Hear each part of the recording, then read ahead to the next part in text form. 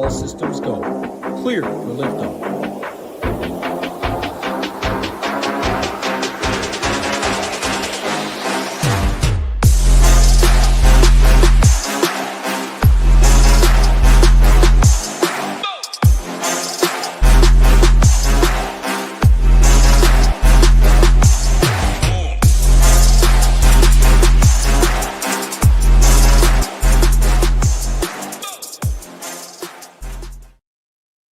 Good morning and welcome to this weekend's NASCAR Quick Hit here for Ship It Nation. I am Erik, also known as TheGame on Discord, and this morning we're going to be breaking down the FireKeepers Casino 400 taking place at Michigan International Speedway. But of course, before we go ahead and discuss today's race, let me go ahead and of course mention us over at shipitnation.com.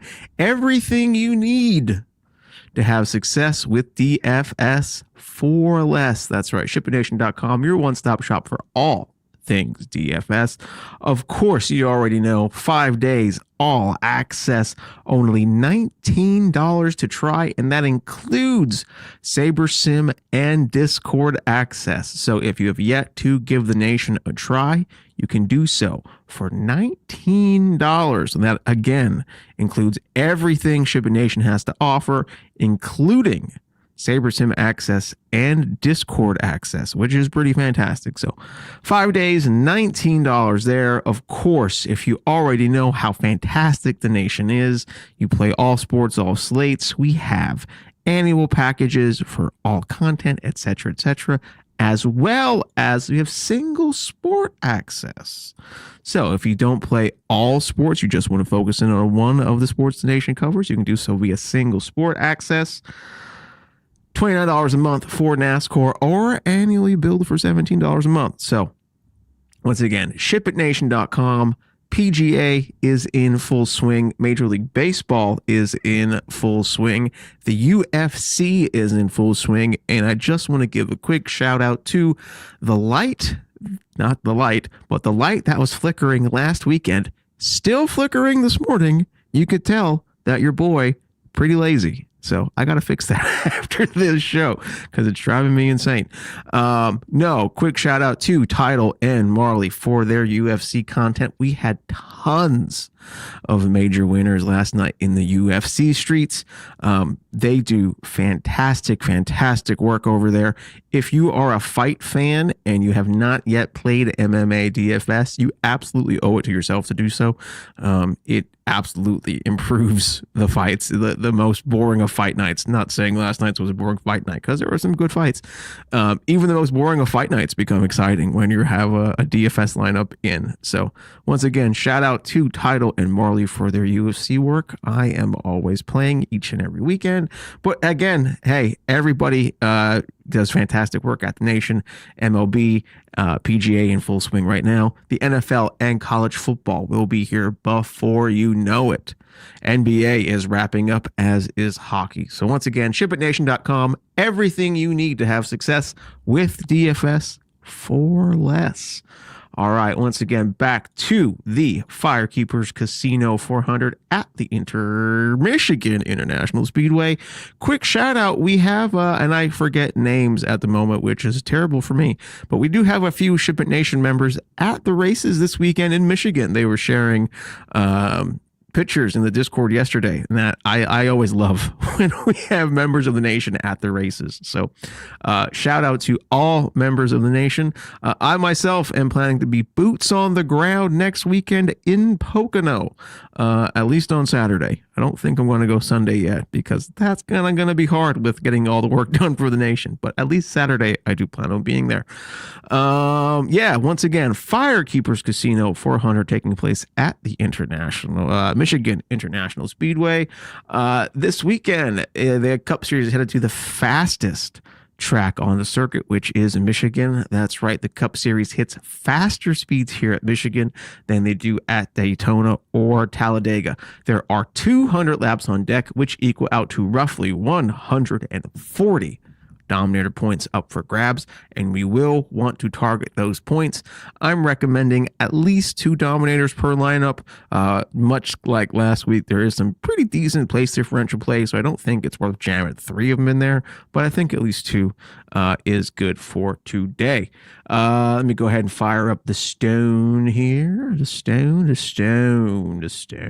see the stone's blank for the most part because I've yet to run projections and ownership, so that's why I just have the stone up here without any blankness here in the beginning. This weekend, the major story of the weekend so far has been Denny Hamlin. Denny Hamlin was fast in practice, as you could tell by his top 5 ranks across the board.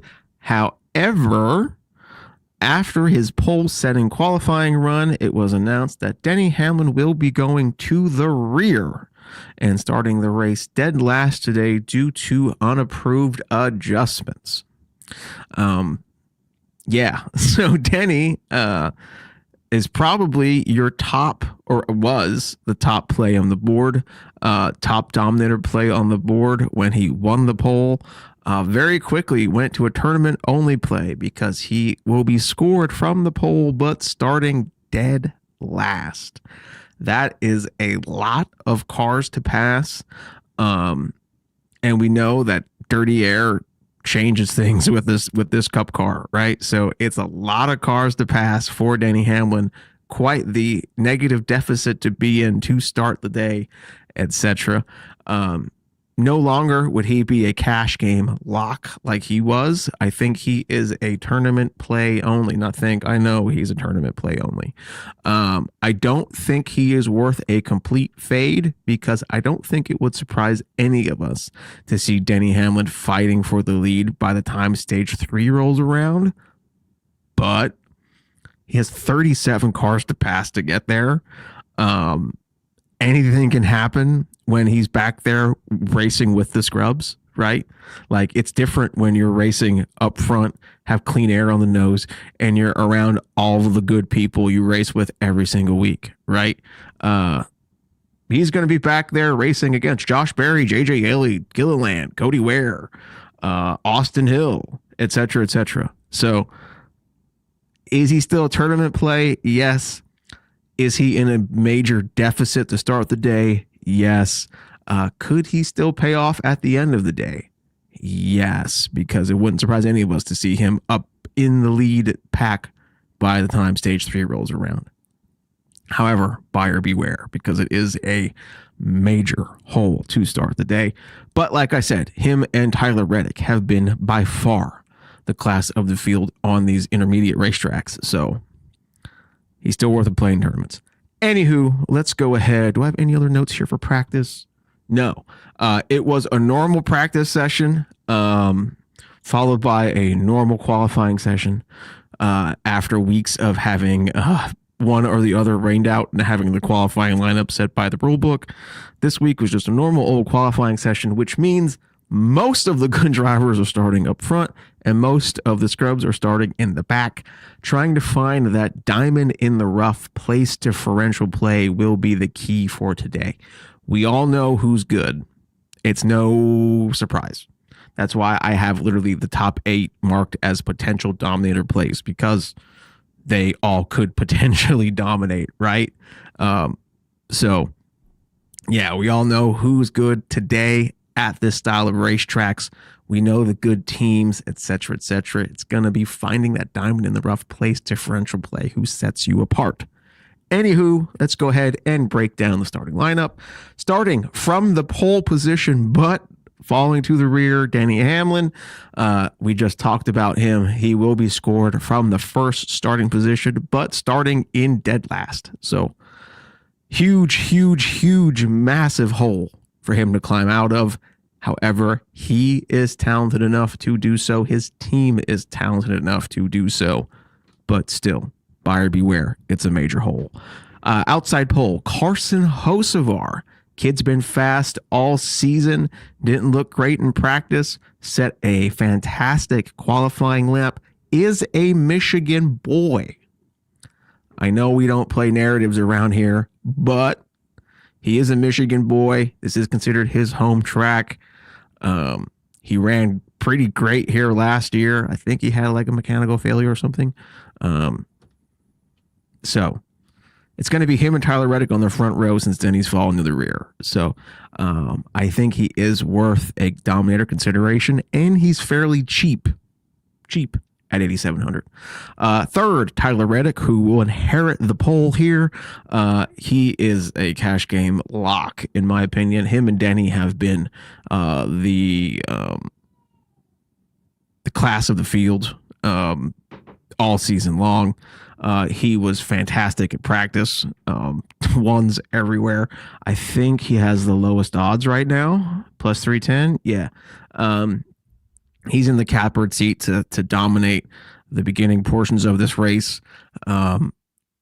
Maybe the mid portion of this race too, right? We all know how fantastic 2311 and especially Tyler Reddick has been. So he's in the catbird seat. Ty Gibbs up next.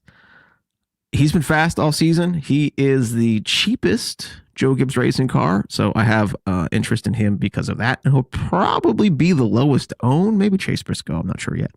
But still, he's been fast all season. Didn't look great in practice, but it wouldn't surprise any of us to see him get to the front of the field and lead the season just like any JGR car. So I think he needs to be included. Chase Briscoe starting up next. He does not have great track rank here, but that's because we only race here once a season, and the majority of that rank is from when he was not with Joe Gibbs Racing. So I kind of always take his track rank with a grain of salt. I have no problem playing him, even though he was not that great in practice. Chase Elliott looked really good in practice, though. Hendrick Motorsports still looking for speed, in my opinion. Would not surprise me if they found it today at Michigan. I like Chase Elliott. Same for Kyle Larson. A's across the board. He looked great in practice. Tyler Reddick and Denny Hamlin have been 1 and 2. Larson has been fast as well. Not as fast as Denny and Tyler, but he has been fast. Larson still looking for victory lane. It's been a while. Like I mentioned with Hocevar and being a Michigan boy, Larson raced sprint cars a ton this weekend and won. He won 3 sprint car races. If you think that positive mojo of him winning those sprint car races this weekend will help extra motivate him to find his mojo in the Cup car for Michigan, there you go. Do I think they have anything to do with one another? No, but winning doesn't hurt. So Larson has not won in a Cup car in a while, has won in a sprint car in a lot this week. So I think Larson is absolutely in play. And same goes for Chris Bell. Christopher Bell ran the truck race yesterday for Stuart Friesen's team, which is always fun. Love me some C-Bell. We always get one like major C-Bell ass kicking throughout the season. We haven't got that yet. Could that be today? I would be surprised, but he needs to be included in your player pool because of Christopher Bell and JGR car. So there is that. Willie B up next. Willie B 9,100. Like, are we gonna get sub 9,000 William Byron soon? I don't know. He's probably my least favorite Hendrick car. I like Elliott, I like Larson, and Bowman starting in the back, so you got to give him a look, right? So Byron's probably my least favorite, even though he had really good long run speed, even though not many cars ran that long. And plus, he was in that first practice group. Still, William B is looking for a good day. It could happen today. Next up, Erik Jones. Jones has been running decent this season. I don't love him in that 10th starting spot, though. If he was starting like 20th, I'd be all over him. I don't really love him from 10th, though. Mi amigo, Daniel Suárez. Spire's been fast all season. Don't love him at 11th, so probably a fade for me. Riley Herbst and Bubba Wallace, the 23-11 pair, starting 12th and 13th. Yeah, I'll take a shot on Herbst. It's too cheap for the equipment he's in. And I assume he'll finish top 20. So he'll lose some PD, yes, but look at the price point. Bubba, sure. I always take a chance on Bubba at these fast intermediate racetracks. Chris Buescher, love Chris Buescher. 8,900. He should at least be in the 9K range. Granted, he's 8.9, so he's pretty damn close to the 9K range. Love me Buescher today. Gimme.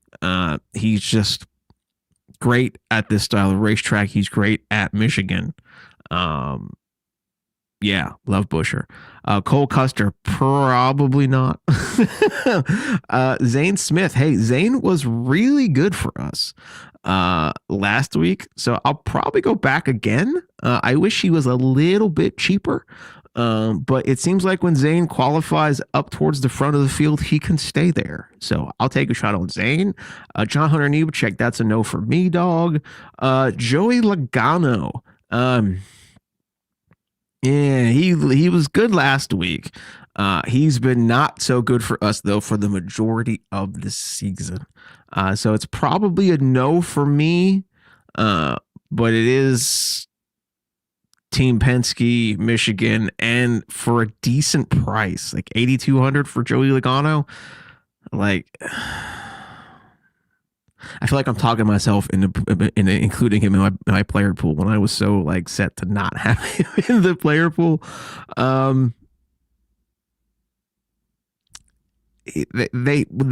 We know they can do it, but he just burned us so much this season. So I think I'm okay fading him because I feel like we can get better PD plays at the same price point, but if you would include him in the player pool, I would understand it. Ryan Blaney, yeah, I'll play. I wish he wasn't 10-2, and I wish he was starting a little bit deeper in the field, but he's been fast all season. His pit crew has boned him time and time again, but still, would it surprise any of us if he finished top 5 if he led laps today? No. So, yeah, I'll take a shot on Blaney. Mike Mack in a fast Spire car, yeah, I'll include him in the pool for sure. Austin Dillon, probably not. D's across the board with not great practice, probably no. Noah Gregson, no, probably not. Ricky Stenhouse Jr., same thing. Ty Dillon and AJ Allmendinger. I got to give a shout out to Kaulig Racing. They run Chevy in the Cup Series, but they have like no support. They are very, very, very much a single car team with like no Chevy alliances, no Chevy like factory support, etc. So when they do good, it's like, wow.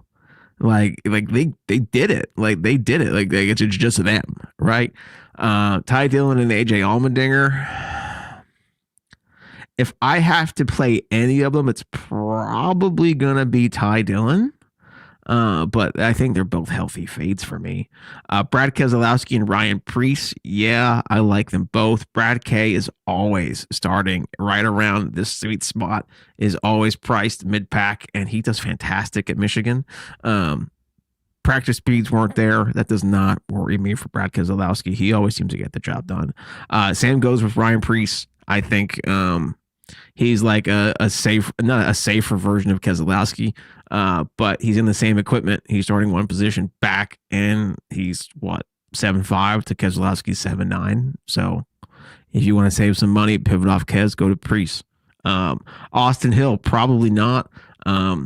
I will keep saying I think Jesse Love should be in that car. I think I saw I know I saw an article this weekend that Jesse Love is probably not in that car due to like the tobacco and THC sponsors. I don't know.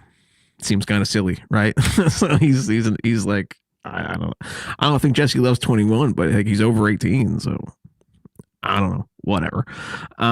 So yeah, probably no for Austin Hill for me. Alex Bowman, yeah. Yeah, meaning he's in the player pool. No, I won't be devastated if he doesn't make the lineup.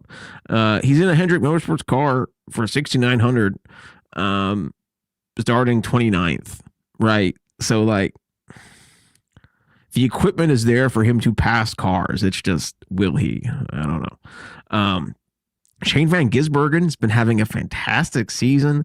I'm still not convinced, though, on his oval prowess, especially starting deep in the field like he is now.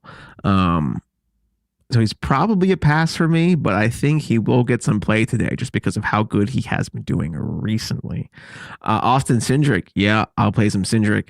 Team Penske starting in the 30s at Michigan. Yep, give me. Ross Chastain, fantastic practice speeds, was good last weekend until he wasn't. That doesn't really scare me off of him. I will be playing Ross today.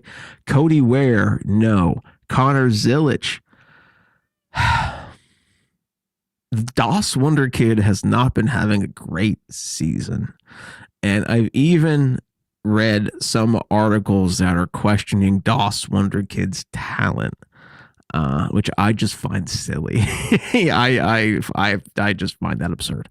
Connor Zilisch has all the talent in the world. World-class race car driver.